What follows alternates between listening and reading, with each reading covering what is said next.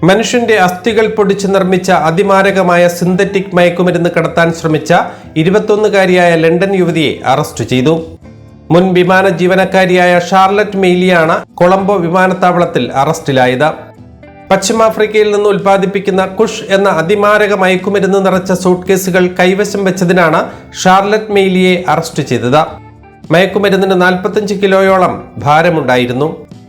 BBC-യുടെ report പ്രകാരം ഏകദേശം 28 കോടി രൂപ വിലമതിക്കുന്ന കുഷ് എന്ന മയക്കുമരുന്നാണ് യുവതിയുടെ സൂട്ട്കേസിൽ നിന്ന് പിടിച്ചെടുത്തത്. എങ്ങനെയാണ് ഈ മയക്കുമരുന്ന് തന്റെ സൂട്ട്കേസിൽ വന്നുവെന്ന് അറിയില്ലെന്നാണ് ഷാർലറ്റ് മെയ്ലി പറഞ്ഞത്. ഇപ്പോൾ യുവതി കൊളംബോയിലുള്ള ജയിലിലാണ് കഴിയുന്നത്. കുറ്റം തെളിഞ്ഞാൽ 25 വർഷം വരെ തടവനുഭവിക്കേണ്ടതായും വരും. പലതരത്തിലുള്ള വിഷവസ്തുക്കളിൽ നിന്നാണ് കുഷ് എന്ന മാരക മയക്കുമരുന്ന് നിർമ്മിക്കുന്നത്.